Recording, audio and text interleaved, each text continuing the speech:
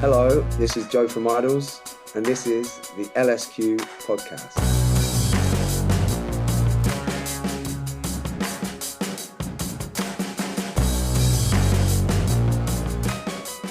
I think when you connect to the universe through art and music or expression, just screaming at the fucking trees if you have to, what comes from that is a connection again.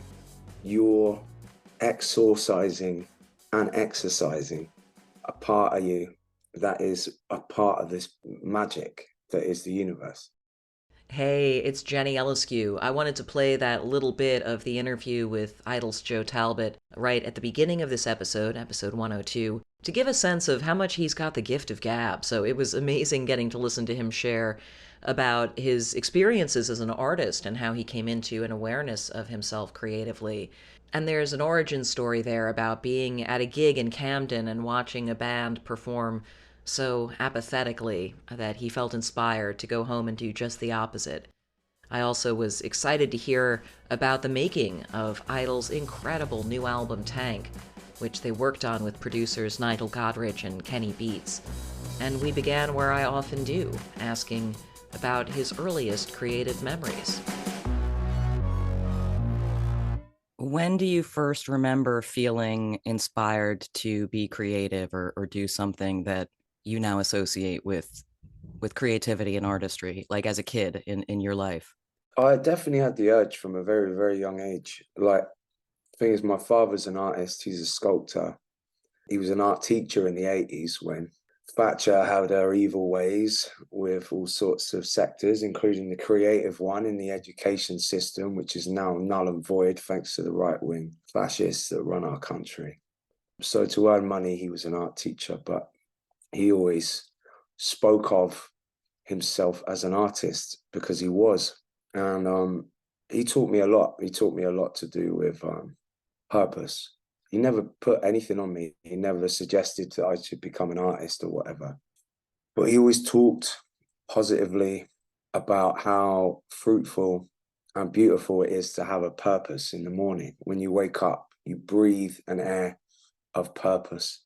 You get out of bed and you know exactly what you're supposed to do. You don't know who you are, and anyone who does are lying. But the exploration of who one is the key. It's the making, it's the journey, it's the process of searching, it's the process of dialogue, it's the process of monologue, it's the process of connecting with the universe, sometimes finding something and sometimes not finding anything at all. But when you go to bed at night, you know where you've been. And I think that's a beautiful, very privileged thing to have. And I don't know, I've always had it, but I just never had the confidence in myself to make music. I love drawing, I love painting. I painted all my life, really. Not very well, but I enjoyed it, just like my grandmother. But that was never the purpose, just like I've been taught. It's not about, it's not about the end product. It's just about expressing yourself, right? But I got to a point where I was DJing a lot, and I saw the facility of male ego in indie music that I was seeing a lot, a lot of bullshit on stage, in magazines, on the radio.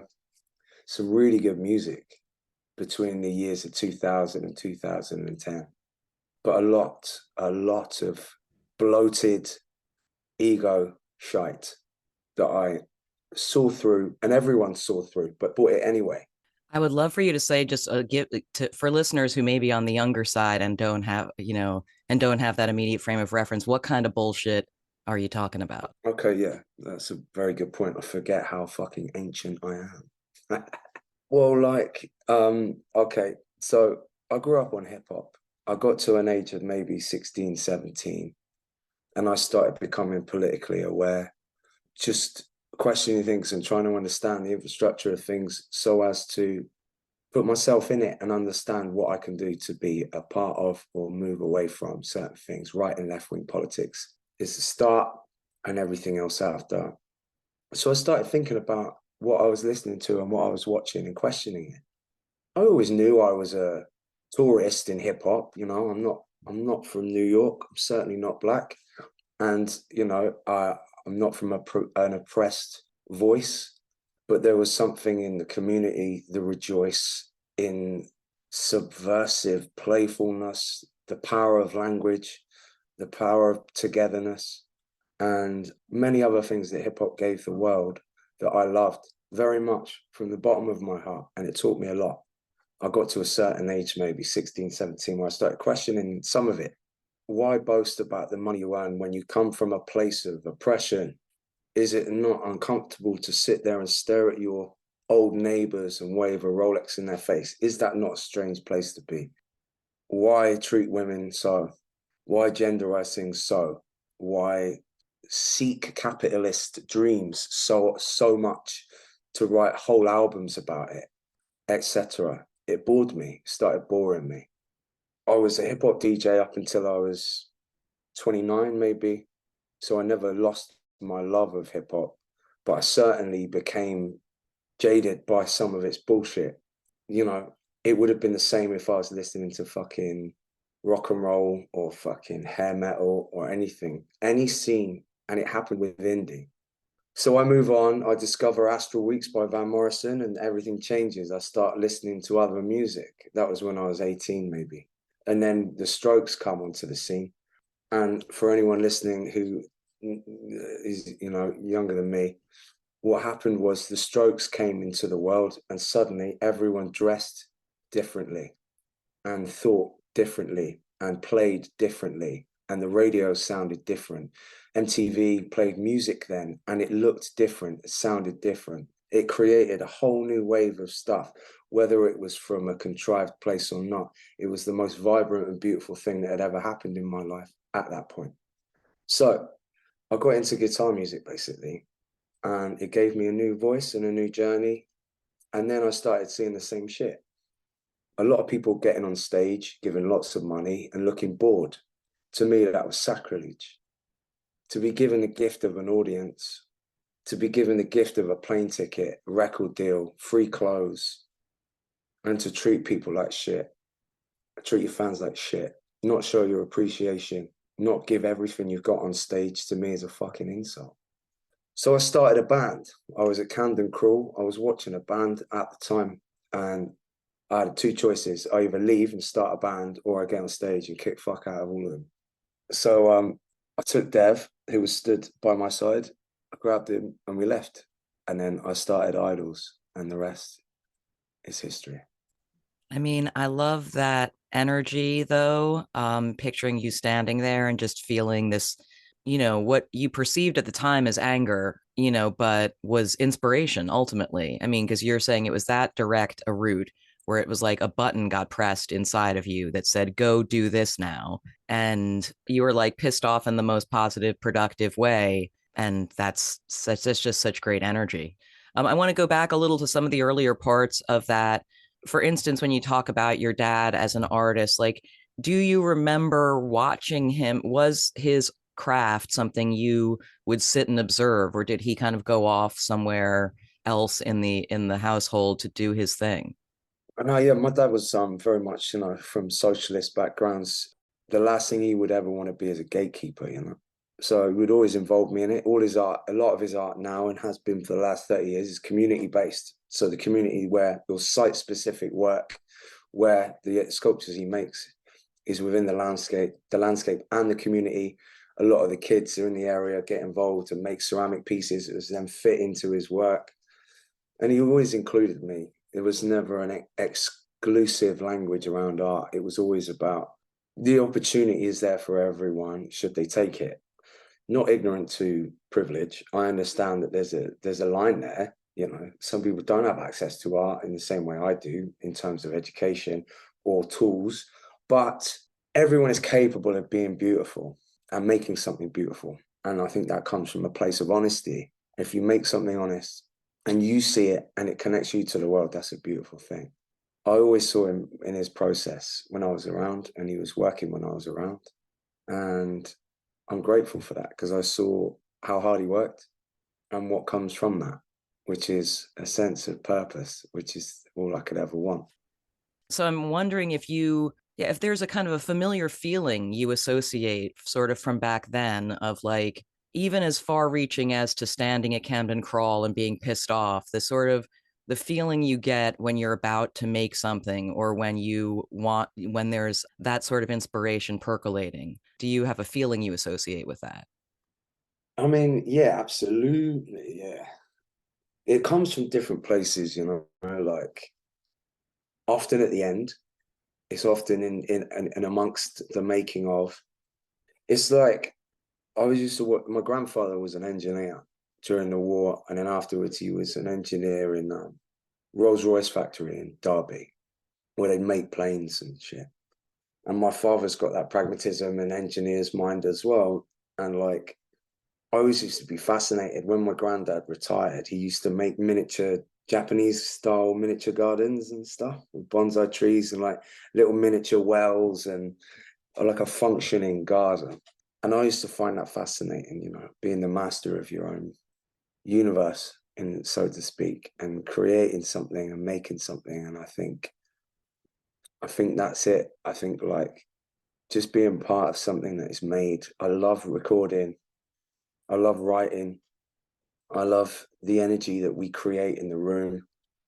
But it's a sense of like combustion within me.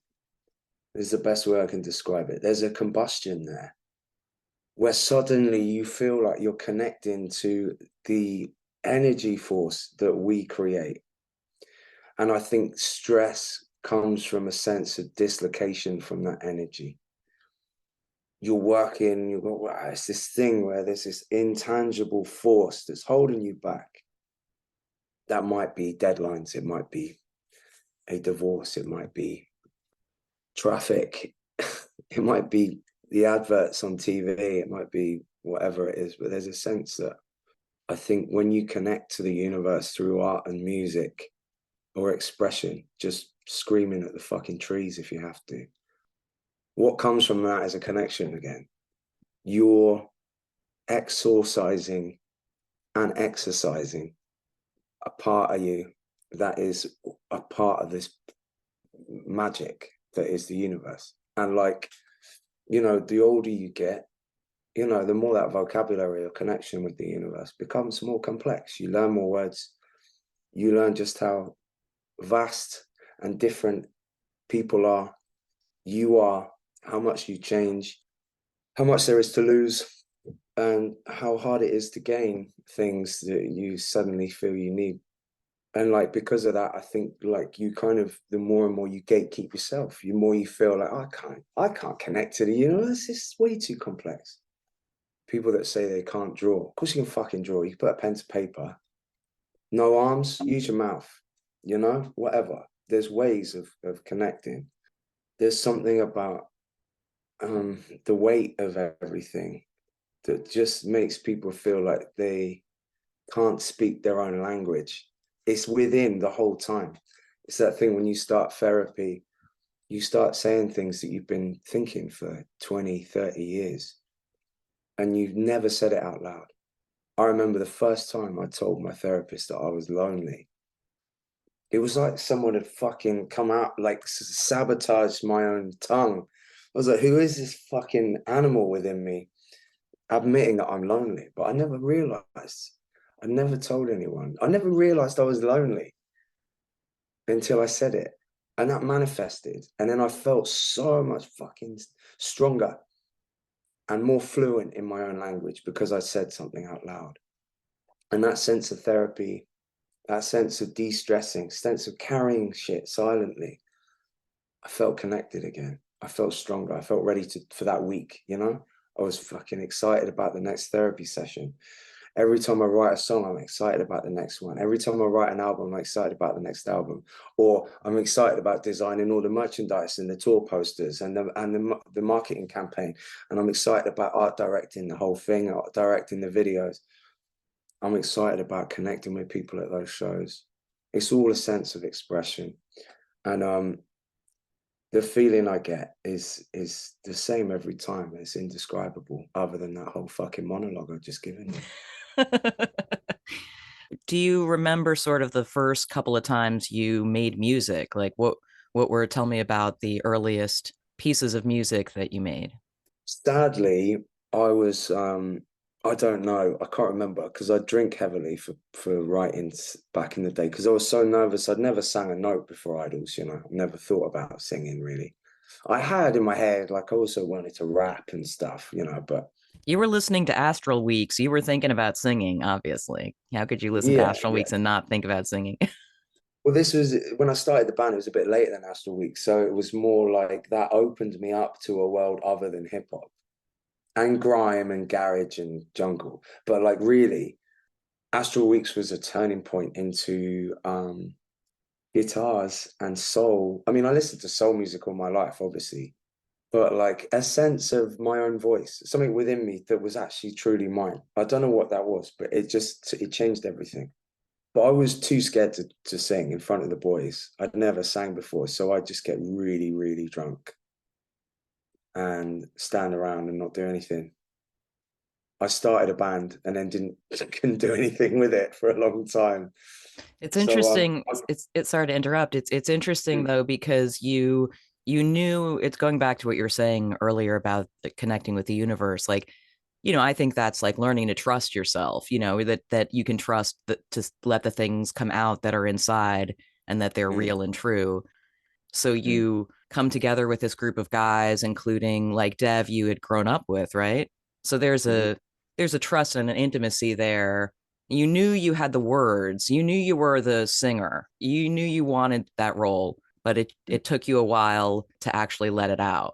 You don't recall the exact first time that you were like, okay, I'm going to sing and we're writing a song now. But what was that early process sort of like, and how have you changed your process, or has it kind of in a way stayed the same? No, no, it had to change. Yeah, it had to because it was like very combustible is the word of this episode. It was ferocious. It was ferocious. We were fearless and very fucking horrible to each other. But it created an energy where we were constantly moving forward. We were never scared of each other in coming up with ideas, but we were very happy to tell each other when it was not good enough. And that was often because we were learning. So it was like, that's shit, move on. This is why you had to explain why it was shit, but there was a lot of shit. And people are probably wondering, well, all your music's still shit. How have you come this far? But you can go fuck yourselves because I love it. It was just like this point where everything changed. So we were like writing a lot. I was drinking a lot, doing drugs and stuff, and it wasn't getting me anywhere. And then it's that sense of purpose. Suddenly we were writing songs and it just felt right. We did our first EP, Welcome, like that period of time is where the first song we wrote was Imagine Communities. And I remember at the time, like I was, I'd been studying, I'd just come out of university and that. So I had a lot on my mind. And I was trying to use the things I'd learned as an allegory almost for my own journey. And I remember the first song we wrote, Imagine Communities, it just had a sense of urgency. And to me at the time, I had a lot to say. I felt like this book by Edward Said, Imagine Communities, was a real turning point for me in understanding what um, the voice of the other or the perspective of the other in our white, you know, country, Christian-ish country, how it perceived the other and how it treated the other within the narratives of literature, news, media, popular culture, etc. But very simply, and it was like that moment, a bit like when I read Animal Farm. It just kind of summed things up politically very simply in literally an allegory of a farm with animals. And I like that concept that you can sum something up and, a fable or a thing, you give someone something and it opens their mind up to a huge concept. And I felt like songs, like similar to short novels and short stories, you can change someone's life and open them up to a new perspective that then they go and make their own decision about by doing more research.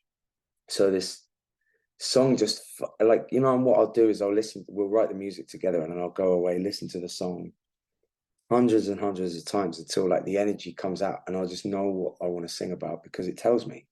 That sounds like bullshit, but it's not. That's how it works. That's how I've always done it. And that was the start of it, really. Imagine Communities. It gave me the sense that I wanted to talk about that. Yeah. So it was good. It was purpose. That was the first thing I had, was a sense of purpose. The song had purpose. And what was your idea at that point about what you wanted and what you all wanted the music to be? You had this defiance kind of coming out of that indie scene of the early aughts, and you had this base of love for hip hop that you had really listened to, and you had the Astral Weeks thing somewhere in there. But what was and obviously that Welcome EP sounds so different from what Idols ended up sounding like, after that. But yeah, what was your kind of defining sense amongst y'all of like what this band is going to be or what it's not going to be? That's it. What I think what we had in common was the birth of the band was from that show, which was that we're not going to be a band that doesn't appreciate just how lucky they are, that they have an audience willing to listen.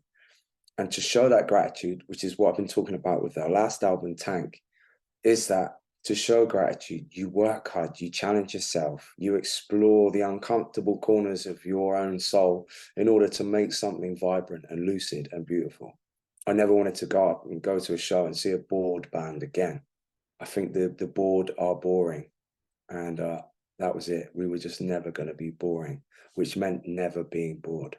In terms of obviously the stage, the performance itself, tell me a bit about the evolution of your comfort level on stage. You're kind of maybe coming out of your shell on stage to be the front person that we see before us now.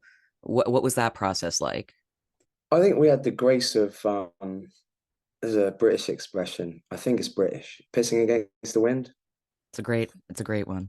Yeah, it is. It's very descriptive, because obviously we were the birth of the death of indie. We came out of a period where everyone were suddenly very sick and tired of seeing lots of white men with guitars and skinny jeans. So we were kind of on a wave that was dying. So that was a beautiful thing. It gave us time to not pay attention to our peers and make mistakes and go to play shows that no one was coming to see us at. So we could figure it out, which was a long process, 10 years, at least. But that also gave us the air to breathe and not have the weight of success on us. We were doing it because we wanted to, not because we ever thought we'd get a record deal. We paid for the first album recording completely on our own. We paid for the second album recording completely on our own. We were all working full-time jobs to be able to afford that, And it was the most beautiful and almost seamless experience because there were no hard edges. There were no like, well, you're here now, you've got to do these shows, I do not envy bands that are very quickly successful because I just think that it thrusts them into quite hostile responsibilities, like it's not a natural thing to have 10,000 people looking at you. But if it takes you 10 years to get there and the increments, go up every year, it's a nice way of learning. And that's what I had. There's two kind of episodes really that helped me become who I am. One is sobriety, when I stopped drinking or doing any drugs before shows, which was a long, long time ago now, 10 years ago or something. There's been a couple of shows where I haven't been sober after that. I'm sober now, but there was maybe 2 or 3 shows where I wasn't sober before. So the first time Bowen said, you're rubbish when you drink on stage. You should stop drinking before shows. Just try it. If you don't try it, you're not respecting it. And I was like, okay. So I respected it and it worked. And then so I just drink after shows and celebrate instead. I think the thing that maybe people don't realize, maybe similar to as what you were saying, is that the reason why I was so scared about singing is that, I was putting myself out there. Drinking lots of alcohol is a painkiller. A couple of beers, anti-inflammatory maybe, like just takes the edge off. But a lot of beers, you fear nothing. And that doesn't mean anything. This, like, as soon as I sobered up on stage, it was lucid and the energy was way more vibrant and lucid. And I never want to lose that. I've never wanted to lose that. And then the second time came around was Jeremy Schneider, who's the singer in Pure Adult, a New York-based band. He was our monitor engineer for a long time.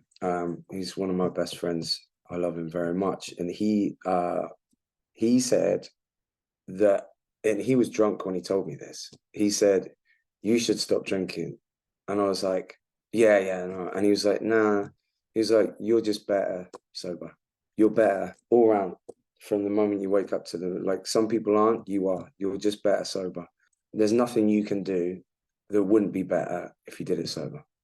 And I was like, okay. And then I sobered up.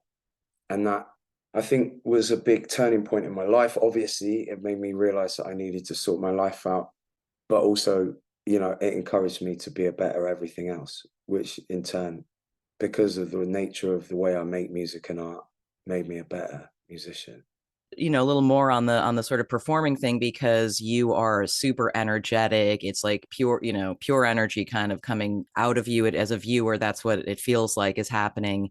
And obviously you're not walking around in your everyday life sitting here on a Thursday like screaming, until you're red in the face or whatever. It's something that you reserve for idols and for that kind of expression. Does that feel like a catharsis? Is that similar to, we talked about the feeling of writing and the feeling of being creative in the originating moment? Have you come to sort of require that outlet the way people who like are obsessed with running like need to run?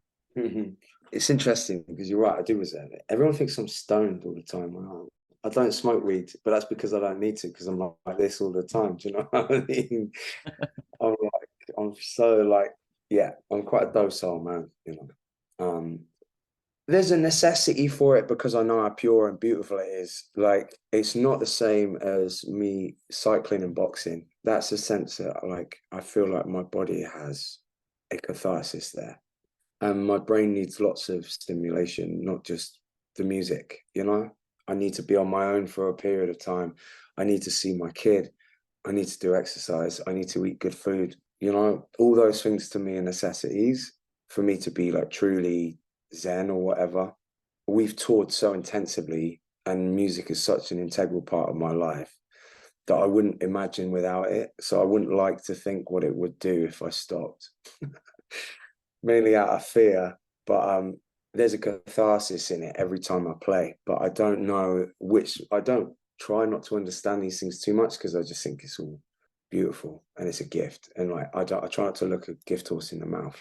Yeah, it's ephemeral. I don't want to Yeah, make you put too many, physical weights on the ephemeral thing here, except tell me yeah, everything. No, just kidding. yeah. But like, my purpose is music and fatherhood and love, friendship. That's it. So like, I mean, you could try and take one of those away from me, but you'd probably lose a fucking limb. Let's talk a bit about lyric writing and about similarly kind of how that has evolved for you. From, you talked earlier about the process of playing the song and the music and waiting for the melody to tell you what it is, but when it comes to the lyrics, how does that process work? Because clearly you are very specific about your word choice, and you take it very seriously. I do, yeah. It's a weird one that with Tangk, obviously, the last album, for anyone listening doesn't know. Working with Nigel Godrich, and again, for anyone listening doesn't know who he is, he's a producer of the entirety of Radiohead's catalogue and Smile album, and the stuff he's done with Beck's great, and yeah, there's loads. So he's a hero of ours, like Bowen and I kind of grew up together as a relationship, bonding over Radiohead. So going into this record, working with him, I had a lot of preconceptions because I'm way less confident than Bowen and way less self-assured than he is. He knows himself much better than I do, and he's emotionally more mature than I am. So I went in with a lot of like weight from what I was scared of and what I was capable of. And that meant that I started thinking about the way I write songs. Am I doing songs justice by writing them at the microphone? I used to write the lyrics before going to the mic. Half of Ultra Mono was written at the microphone. That's when I started doing that. And then Crawler, half of it was written at the microphone. And I was like, I went out of Crawler thinking, yeah, I'm gonna do the whole album next time just at the mic, because it felt so free and also quite Insane, vibrant. kind of insane. Yeah. I mean, but what you realize is that you've been carrying these lyrics all your life.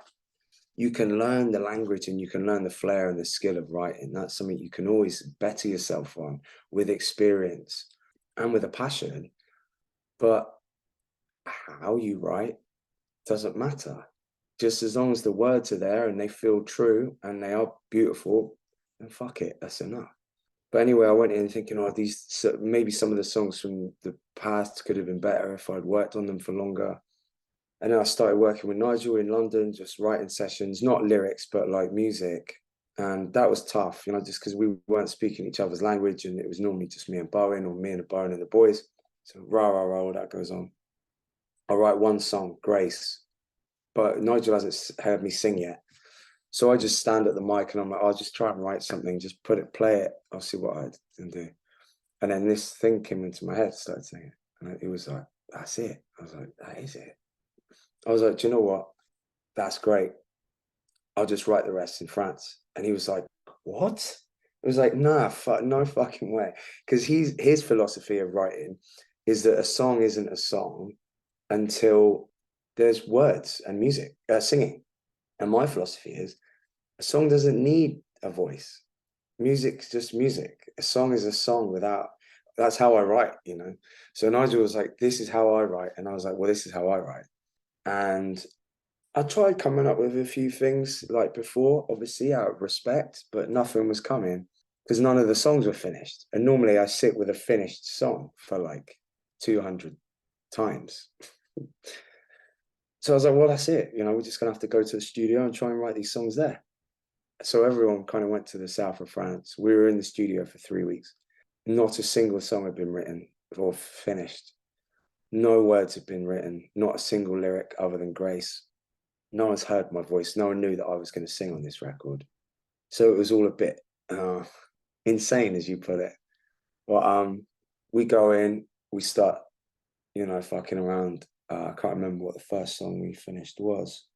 And that was it. We all clicked. Kenny's energy enforced that I wrote immediately. Like, Kenny is the best person in the world to help an artist become themselves through confidence and virtue without bullshit, but at a speed that one might not be comfortable with. My philosophy is the first thing that comes out your mouth is often the best one, definitely the most honest. Whether that's right or wrong is different. Your honesty doesn't mean it's factual. And he brings out a sense of urgency and a lust for life. And I think that is something that matches my energy beautifully. And I don't want to work with anyone else on my vocals ever again. If you're out there looking for someone who you want to bring the best out of you and you want to make something with a real vibrance to it that captures that essence and that energy of life, especially from a place of like love and positive thinking, then Kenny Beats is your man. But yeah, it was just 3 weeks of ecstasy, really. It was just not the drug, the feeling. The original ecstasy, y'all, the original. Yeah. old school ecstasy, biblical ecstasy or some shit. Organic ecstasy, yeah. Grass-fed ecstasy. Did Kenny Beats and Nigel Godrich work together before? Was this their first time working together? It was, yeah. Thanks for asking. Yeah, it was. They'd met. Kenny came to London a couple of times, and they met up and stuff, but they never worked together. Obviously, they admired each other's work. It was a place of admiration from very different schools of thought. Although they have a lot of similarities as well. I think that's one of the things that idols, as an entity beyond the people in it, bring is a celebration of difference. That comes from Bristol. Bristol is a place where, huge immigrant population that clashed in a beautiful way and created trip hop and sound systems and fucking rave culture that's better than anywhere else on the planet.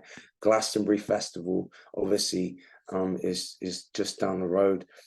And that's all with a sense of celebration of difference. Knowing that it comes from a dark place, there's no doubt about it. Bristol was a slave town. That's what it was.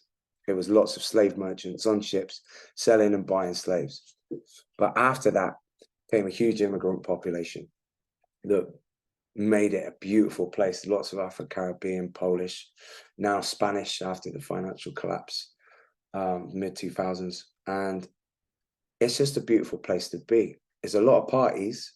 It's not necessarily the most productive place to be, but if you can try and get to bed before midnight, it's a very, very fluid and beautiful place. And we took that on, and it also allowed us the breadth to make what we wanted and make mistakes and learn from those, because we had a place of acceptance as our base. So what comes from that is that we just do whatever the fuck. I want to write a hip hop tune. I want to write a glam rock tune. I want to write a fucking techno song. I want to, etc. And the bigger you get, the more opportunity you get. And like, just like the ethos that was born from that band that were fucking not grateful in any sense of the word. If you have the opportunity to work with your heroes and you can afford it, do it. Do it. Why not? And that means getting Kenny Beats and Nigel Godrich in the same room. Why not? Well, you made a beautiful album.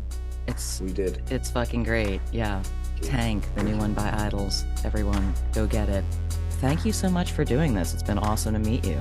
Absolute pleasure. I love the conversation. Thank you for listening. All right, thanks again to Joe for that awesome interview. Idols will be on tour extensively this year. You can get tickets and info at idolsband.com. They're amazing live, so get out and see them if you can. And thank you so much for listening to episode 102 of the LSQ podcast. You can find other episodes, including recent ones with Brittany Howard and Sam Herring of Future Islands and Sleater Kinney, at jennylsq.com. And you can reach me online on socials at jennylsq.